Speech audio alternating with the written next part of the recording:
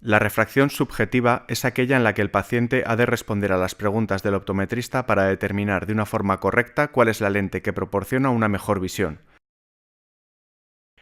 En los pacientes con baja visión es adecuado el uso de gafa de prueba para realizar la refracción subjetiva, ya que además de ser más cómoda, permite el libre movimiento del paciente a la hora de buscar su locus retiniano preferencial. La última fila que pueda leer.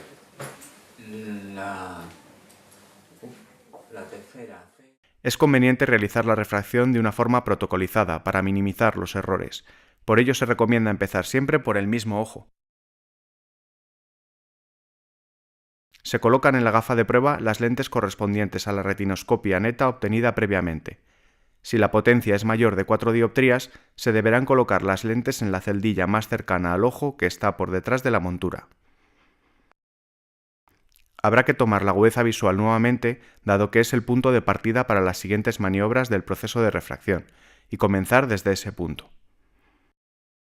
Primeramente se ajustará la potencia esférica. Para ello habrá que probar lentes de potencias concretas en función de la agudeza visual, dado que los pacientes con baja visión no son capaces de distinguir pequeños cambios de potencia. Por ello se emplea el cálculo de la mínima diferencia apreciable o MDA, que permite al paciente detectar la variación entre las lentes. La MDA se calcula con dos posibles fórmulas. La primera utilizando el denominador de Snellen a 6 metros y dividiéndolo por 30. La segunda dividiendo 2 entre la agudeza visual decimal a 6 metros multiplicada por 10. Se prueban por tanto por delante de la montura de prueba dos lentes, una positiva primero y otra negativa después, con una potencia cada una de la mitad de la mínima diferencia apreciable. El paciente irá seleccionando entre la primera lente y la segunda, de tal manera que así se vaya ajustando la potencia de la esfera. Con el segundo, no muy bien. Con este un poco mejor.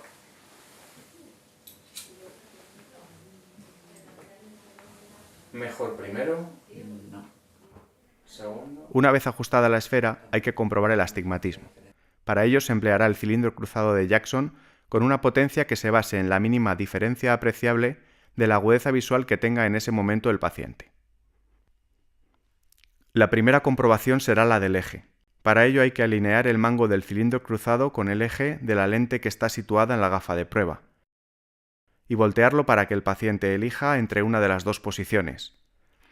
El eje de la lente de la gafa de prueba se gira en la dirección del eje negativo del cilindro cruzado de Jackson, ya que la refracción se está realizando con cilindro negativo, y así varias veces hasta que el eje quede ajustado. La potencia del astigmatismo se comprueba también con el cilindro cruzado de Jackson, pero en este caso el eje del cilindro cruzado de Jackson ha de coincidir con el eje del cilindro en la gafa, y probar las dos posiciones, volteando el cilindro cruzado de Jackson. Finalizado el ajuste del cilindro, se vuelve a comprobar la potencia esférica para afinarla al máximo. Para ello se vuelve a calcular la mínima diferencia apreciable si ha variado la agudeza visual, y se prueba la lente positiva y negativa nuevamente. Cuando la agudeza visual ya no se consigue mejorar, se ha finalizado el proceso, y por lo tanto habrá que anotar la potencia de las lentes esféricas y cilíndricas que han proporcionado dicha agudeza visual. También es necesario anotar la agudeza visual alcanzada por el paciente con la nueva refracción, además de comprobar si el paciente percibe de forma subjetiva mejoría con la nueva medida. El último paso es medir la agudeza visual en visión próxima, puesto que será el inicio para los posteriores cálculos para las ayudas ópticas necesarias. Se toma como inicio una distancia de 40 centímetros y una adición de más 2,50 dioptrías. Se toma la agudeza visual a esa distancia. Según esa medida, se podrá reducir la distancia de trabajo poniendo adiciones más altas para mejorar la agudeza visual sin necesidad de otras ayudas ópticas o no ópticas. Finalmente, se anota la agudeza visual que se alcanza con las distintas adiciones probadas.